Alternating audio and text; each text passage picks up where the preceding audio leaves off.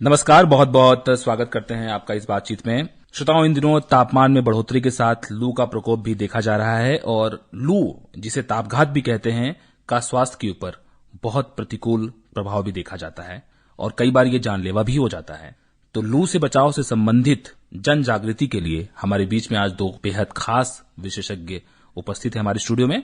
हमारे साथ हैं डॉक्टर जोगेंद्र सिंह ठाकुर, आप जिला आयुष अधिकारी सागर हैं, और साथ ही साथ हमारे साथ आज हैं डॉक्टर आशीष पटेल, आप आयुष मेडिकल ऑफिसर हैं और मानसिक रोग विशेषज्ञ हैं आयुर्वेद से। दोनों ही विशेषज्ञों का, मेहमानों का हम बहुत बहुत स्वागत करते हैं।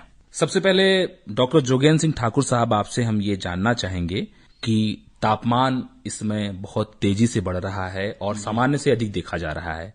हर आदमी को गर्मी का एहसास ज्यादा हो रहा है और दिन में खासकर जो समय होता है उस समय लू चलने की आशंका होती है। तो इसमें आपसे हम ये जानना चाहेंगे कि लू या तापघात की स्थिति क्या है और शरीर में इसके लक्षण किस तरीके से प्रकट होते हैं। नमस्कार श्रोताओं, मैं जिला आयुष अधिकारी डॉक्टर जोगेंद्र सिंह। मैं आपको बताना चाहता हूं कि लू एक आम भाषा में जिसे लू लगना कहते हैं, उसको सनस्ट्रोक भी बोलते हैं। ये सामान्य टेम्परेचर से ज्यादा अगर टेम्परेचर हो जाता है, एवं 40 डिग्री से ज्यादा होता है, तो लू की स्थिति बनती है, जिससे शरीर में डिहाइड्रेशन की स्थिति पैदा होती है और एक घातक लक्षण पैदा होते हैं, जिसे लू लगना या तापघात कहते हैं। इससे बॉडी पूर्ण रूप से डिहाइड्रेट होने लगती है और रोगी को ज्वर जैसी स्थिति पैदा होती है। टेम्परेचर 100 से 104 डिग्री तक हो जाता है। उल्टी जैसी समस्याएं आती हैं, दस्त लगने की संभावना होती है और नाड़ी अत्यधिक तीक्ष्ण और कमजोर चलती है, मतलब अनियंत्रित चलती है। इसको अनियंत्रित नाड़ी बोलेंगे, अनियंत्रित नाड़ी चलती है। इससे काफी कुछ लॉस हो जाता है और व्यक्ति बेहोश भी हो सकता है और उसे चिकित्सा की भी आवश्यकता हो सकती है। जी, स्थिति इतनी खराब हो जाती है कि चिकित्सा की भी आवश्यकता आपको पड़ सकती है।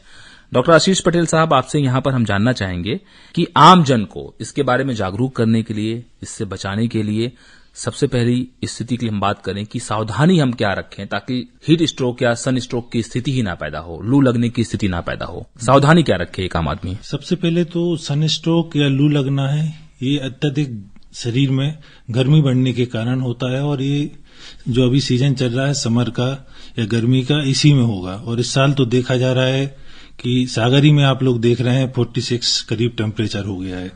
और जनरली लू लगती है अगर एबव टेम्परेचर जाता है, तो वो अभी ऐसा जा रहा है। तो इसमें होता क्या है कि आपका जो बॉडी का सिस्टम है रेगुलेट करने वाला, वो डिस्टर्ब हो जाता है। इसमें पसीना लॉस हो जाने के कारण, डिहाइड्रेशन हो जाने के कारण सिम्टम आते हैं। तो जनरली सभी से कहना यही है कि इसमें बेसिकली क्या करें क्या ना करें उसको थोड़ा समझ लें। आपको जनरली करना क्या है, हमेशा हाइड्रेटेड रहना है, यानी पानी की मात्रा दिन भर अच्छा पानी पिए, जिससे सभी प्रकार की ड्रिंक्स हैं, लस्सी है, नारियल पानी है, फल का जूस है और लेमन जूस है, जितने भी जूस वाले या पानी अधिकता वाले फल हैं उनका उपयोग करें और ठंडी जगह रहें। दूसरा, डायरेक्ट सनलाइट से अपने आप को बचाएं। उसमें आप छाते का उपयोग कर सकते हैं, सफेद कपड़े या गमछे का उपयोग करें। अगर हो सके तो जो 12 से 3 का या 11 से 3 बजे का समय है, जहाँ सबसे ज्यादा अधिकता होती है, उस समय बाहर ना निकलें। अगर निकलें तो इन प्रिकॉशन के साथ निकलें।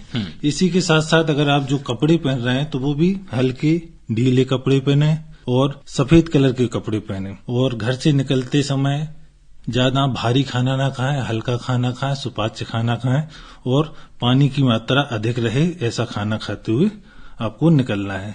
साथ में कपड़े फुल स्लीव वाले पहने और अधिक से अधिक पानी साथ में लेके निकलें। ये कुछ आपको चीजों को करना है। और क्या नहीं करना है, तो मैक्सिमम जो हमने बोला 11 से 3 के बीच बहुत जरूरी है तो ही निकलें। मेहनती कार्य न करें इस समय जिसमें स्वेटिंग ज्यादा हो। साथ में इस समय खाना पकाने वाले यानी जिसमें टेम्परेचर या आपकी गर्मी बढ़े, ऐसे कार्यों से बचना चाहिए। शराब हुई, चाय हुआ, कॉफी हुई या कार्बोहाइड्रेट अभी ड्रिंक हैं, इन चीजों से बचना चाहिए, डिहाइड्रेशन करते हैं। भारी या हैवी भोजन नहीं करनी चाहिए। तो इन चीजों से आपको बचना है और जो करना ना करने वाली दोनों चीजें आपको बताएंगे। जी, डॉक्टर आशीष पटेल, आपने बहुत विस्तार से जो स्थितियां पैदा होती हैं, आपको क्या करना है क्या नहीं करना है, इसके बारे में हमारे श्रोताओं को बताया। डॉक्टर जोगेंद्र सिंह ठाकुर साहब, आपसे हम जानना चाहेंगे कि यदि किसी मरीज को हीट स्ट्रोक की स्थिति पैदा हो गई, हीट स्ट्रोक का शिकार हो गया, तो ऐसी स्थिति में फर्स्ट एड क्या करें और कौन सी वो स्थिति पैदा होती है जब आपको अस्पताल या चिकित्सक के पास जाने की जरूरत महसूस होती है? दीपक जी, मैं बताना चाहता हूँ, जब बेहोशी की स्थिति होती है या शरीर में लाल दाने या बेहोशी की स्थिति या ज्यादा फीवर की स्थिति होती है, ऐसी स्थिति में कहीं भी आप अगर हैं बाहर, तो सबसे पहले हमें पेड़ की छांव में उसको लिटा देना है, उसके कपड़े ढीले कर देना है। ढीले करने के पश्चात उसकी कोल्ड स्पंजिंग करना है। जैसे बच्चों को गीला कपड़े लेके पहुंचते हैं, इसी प्रकार से हमें उसको पहुंचना है। और अगर बेहोशी की स्थिति में नहीं है, वो पानी पी सकता है, तो इलेक्ट्रॉल उसको दे दें पीने के लिए तुरंत। अगर और ज्यादा अत्याय की स्थिति है कि बेहोशी है, तो उसको तत्काल हमें प्राथमिक स्वास्थ्य केंद्र ले जाना चाहिए। इससे अच्छा उपाय कोई नहीं है। हमें अपनी जान की रक्षा करनी है और प्राथमिक स्वास्थ्य केंद्र पहुंचाना है। हीट स्ट्रोक के साथ शरीर में आपने बताया कि डिहाइड्रेशन होता है। डिहाइड्रेशन यानी पानी, तरल पदार्थ की कमी होती है। तो पानी के साथ साथ और कौन से वो खनिज पदार्थ होते हैं जिसकी शरीर में कमी हो जाती है, जो आप इलेक्ट्रोलाइट्स के माध्यम से दूर करते हैं? या मान लीजिए इलेक्ट्रोलाइट्स आपको नहीं उपलब्ध होता है, तो घर में कैसे आप इलेक्ट्रोलाइट्स की पूर्ति कर सकते हैं बना करके? जी दीपक जी, बहुत अच्छा क्वेश्चन है। ये जो इलेक्ट्रोलाइट होता है वो हमारा साधारण नमक सोडियम क्लोराइड के द्वारा बनाया जाता है। जैसे अपने श्रोताओं को भी मालूम होगा कि पहले से बताया जा रहा है, काफी समय से ऐड भी हो रहा है उसका, कि एक चुटकी नमक और शक्कर का घोल बना के हम साधारण रूप से घर पे भी ये इलेक्ट्रोलाइट बना सकते हैं।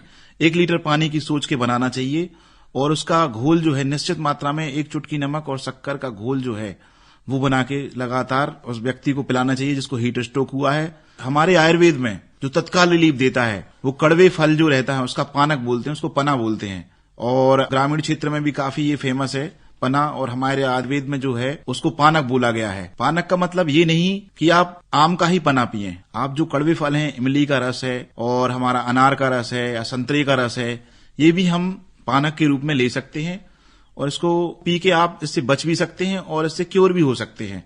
ये बहुत अच्छी चिकित्सा है, इससे तत्काल रिलीफ होता है और इसका आम आदमी इसका लाभ ले सकता है। जी, आयुर्वेद में जो उपचार है आपने बताया कि कैसे पानक से आप अपने शरीर में क्षतिपूर्ति कर सकते हैं जो इलेक्ट्रोलाइट्स बाहर निकले हैं। डॉक्टर आशीष पटेल साहब, आपसे यहां पर हम समझना चाहेंगे कि हीट स्ट्रोक के साथ, लू लगने की समस्या के साथ शरीर में मान लीजिए पहले से कोई बीमारी हो या लू लगने के बाद और कौन सी स्थितियां उत्पन्न हो सकती हैं, कैसे ये अन्य रोगों के साथ जुड़ करके खतरनाक हो सकता है?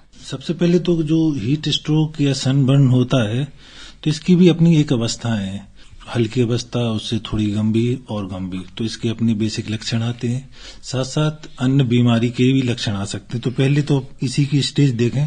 पहला तो हल्का अगर हुआ माइल्ड टाइप का, तो हीट क्रैम्प आते हैं, जिसमें शरीर में दर्द होगा, पिंडलियों और तलों में दर्द होगा, त्वचा का लाल होना, ऐसे लक्षण मिलेंगे। थोड़ा सा और हीट एग्जॉशन सेकेंड स्टेज है, इसमें उल्टी, येलो स्किन दिखेगी या पीलापन आ गया स्किन में, थकान, हेडेक, सिर में दर्द हुआ या डायरिया जैसे लक्षण मिलेंगे। और सीवियर में जाते हैं तो हीट स्ट्रोक के लक्षण मिलते हैं, जिसमें पूरी ड्राई स्किन हो जाएगी, टेम्परेचर बहुत ज्यादा हाई हो जाएगा, हार्ट रेट बढ़ जाएगी, उल्टी, दस्त, थकान, चक्कर, सिर दर्द, ये लक्षण मिलेंगे। अचानक दौरा भी पड़ सकता है और बहुत ज्यादा हो जाए तो मृत्यु भी हो सकती है।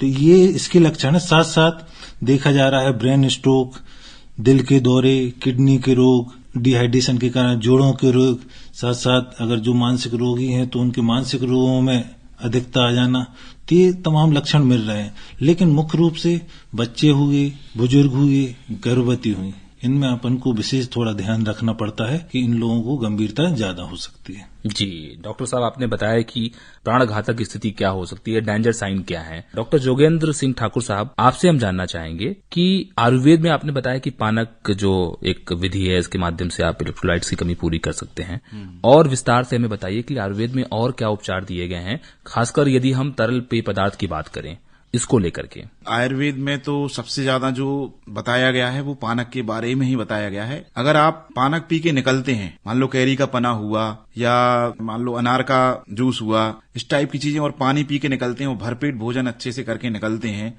और अपनी सुरक्षा से निकलते, गमछा पहन के निकलते हैं, जैसे आयुर्वेद में बताया गया छाता लेके निकलें धूप में, ये सब पहले से बताया हुआ है ये। तो अगर अपन ऐसा करें तो ये स्थिति उत्पन्न ही नहीं होगी। आप उत्पन्न करना क्यों चाहते हैं? पहला तो अपना ये है कि हम स्वस्थ रहें, स्वास्थ्य की रक्षा करें। स्वस्थ स्वास्थ्य रक्षणम आतुरस्य विकार प्रश्नम चा। हम स्वस्थ ही रहेंगे, बीमारी के आगे कोई उपाय करना ही नहीं पड़ेगा आपको। आप प्रिकॉशन करें ना, ये चीज सबसे मेन है। आप प्रिकॉशन में रहें। अत्याय की स्थिति में तो फिर प्राथमिक स्वास्थ्य केंद्र ही है, मतलब सबसे पहले आपको प्राथमिक स्वास्थ्य केंद्र ही जाना है। अगर आपको ज्यादा लक्षण, सिम्टम जो 3rd ग्रेड का वर्ण हो गया, ये हो गया, तो उसमें ये चीजें होंगी, आपको प्राथमिक स्वास्थ्य केंद्र जाना पड़ेगा। लेकिन अगर अपन इस टाइप से रहें, अपने दिनचर्या को, ऋतुचर्या को पालन करते हुए निकलें कि ग्रीष्म ऋतु में हमें ढीले कपड़े पहनने हैं, सूती कपड़े पहनने हैं, हमें पानी पी के निकलना है, पानी की बोतल साथ में ले जाना है, पानक पी के निकलना है, तो आपकी ये स्थिति बनेगी ही नहीं। सबसे पहला ये है। डॉक्टर साहब, आपने ऋतुचर्या की बात की, यानी कि हमारी जो दिनचर्या है, अपनी दिनचर्या को मौसम के हिसाब से, ऋतुओं के हिसाब से हमें बदलना पड़ेगा। हाँ। और जैसा डॉक्टर आशीष पटेल ने बताया कि दिन का जो समय है उस समय हैवी काम जो आपका है, शारीरिक श्रम वाला काम है, उस काम को आप ना करें। बस हम चर्चा के आखिरी चरण में हैं और कुछ बातें जो छूट गई हों आखिरी में चलते चलते डॉक्टर आशीष पटेल साहब आपसे हम समझना चाहेंगे और ये संदेश भी चाहेंगे कि हीट स्ट्रोक की स्थिति ना पैदा हो, तापघात जैसी स्थिति जिसे हम बचा सकते हैं चंद उपाय से, तो आप श्रोताओं को क्या बताना चाहेंगे? जैसा कि मैंने अभी बताया कि बेसिकली इसमें होता यह है कि बॉडी से इलेक्ट्रोलाइट्स और पानी की कमी आती है, तो आपको हाइड्रेटेड रहना है, तो ज्यादा से ज्यादा पानी पिएं या ऐसे फल फ्रूट्स को खाएं जिनमें पानी की और इलेक्ट्रोलाइट की अधिकता हो, जिसमें आपका नींबू का जूस भी ले सकते हैं, तरबूज है, खरबूजा है, केला है, अनार है, ककड़ी है, इनको आप लीजिए। और साथ में जो पानी की मात्रा है उसको कंटिन्यू आप थोड़ा थोड़ा करके दिन भर पीते रहें। दूसरा जो कारण आपको बताया कि आपको डायरेक्ट सन के एक्सपोज में नहीं जाना है जब टेम्परेचर ज्यादा हो, तो कोशिश करें 11 से करीब 3 बजे तक हाई टेम्परेचर ज्यादा रहता है, तो इस समय अगर नहीं निकलना जरूरी हो तो मत निकलें। अगर निकलना है तो जो ढीले कपड़े पहने, कॉटन के कपड़े पहने, इस तरीके के कपड़े पहने, फुल स्लीव वाले कपड़े पहने, गमछा का उपयोग करें। और साथ में अभी आप जिस तरह बता रहे थे कि ज्यादा हैवी वर्क नहीं करना है इस समय और ज्यादा हाइड्रेटेड रहना है, तो ये उपाय अगर करता है कोई तो इस तरीके का सनस्ट्रोक से बचा जा सकता है। अत्यधिक श्रम के कार्य को नहीं करना है और मुख्य जो हमारा उद्देश्य है वो शरीर के तरल अवस्था को बना के रखना है, हाइड्रेट रखना है बॉडी को। डॉक्टर जोगेंद्र सिंह ठाकुर साहब, आपसे हम ये जानना चाहेंगे कि किसी व्यक्ति को यदि तापघात की स्थिति उत्पन्न हो जाती है तो स्वास्थ्य केंद्रों पे क्या व्यवस्था की जाती है और कहाँ व्यक्ति संपर्क कर सकता है? दीपक जी, जब भी तापघात होता है तो सबसे पहले हमें प्राथमिक स्वास्थ्य केंद्र में ही रोगी को ले जाना है। वहां पे इलेक्ट्रोलाइट्स बॉटल्स के माध्यम से सोडियम क्लोराइड की बोतल रहती है तो उसको चढ़ाया जाता है। वहां जो चिकित्सक सलाह देते हैं उसको पालन किया जाता है, उनके अंडर सुपरविजन में रहा जाता है। उसके पश्चात ही हम उसे निजात पा सकते हैं। बच्चों के लिए और बुजुर्गों के लिए भी यदि कुछ खास एहतियात आप बताना चाहें? बच्चों बुजुर्गों के लिए सबसे पहले सुरक्षा ही है। बुजुर्ग जो 60 साल से ऊपर हैं उनको सनस्ट्रोक्स में 11 से 3 बजे तक के बीच में उनको घर में ही रहना है। अगर निकलना भी है तो छाते गमछे का उपयोग करें, अन्यथा ना निकलें। और बच्चों को भी मैं यही बोलूंगा कि धूप में ज्यादा ना खेलें, और खेलते भी हैं तो पूरी पानी वगैरह पीते रहें, लगातार हाइड्रेटेड रहें, हाइड्रेटेड बॉडी रहे। मम्मी पापा लोगों को भी ध्यान देने की जरूरत है कि बच्चों को एक बोतल साइकिल चलाते समय उसको रखें, बैग में रखें और पानी पीते रहें, हाइड्रेटेड बॉडी रहे, जिससे कि बच्चों को, बुजुर्गों को सनस्ट्रोक से बचाया जा सके। जी डॉक्टर साहब, बहुत अच्छे तरीके से आपने बताया कि कैसे हम तापघात की स्थिति से बच सकते हैं। और अव्वल अवस्था तो ये है कि आप इलाज से बेहतर है कि सावधानी बरतें, और सावधानी बरत करके बहुत आसानी से, बहुत सफलतापूर्वक हम तापघात या लू की स्थिति से बच सकते हैं और अपने आप को स्वस्थ रख सकते हैं। और ऋतुचर्या को पालन करने की जरूरत है। बहुत बहुत शुक्रिया अदा करना चाहते हैं डॉक्टर जोगेंद्र सिंह ठाकुर, जिला आयुष अधिकारी सागर, और डॉक्टर आशीष पटेल, आयुष मेडिकल ऑफिसर सागर, आप दोनों का, कि आपने समय निकाला और हमारे श्रोताओं को तापघात जैसी स्थिति, लू जैसी स्थिति के बारे में आज के बहुत अहम समय में इतनी महत्वपूर्ण जानकारी दी। बहुत बहुत शुक्रिया आपका। धन्यवाद धन्यवाद दीपक जी।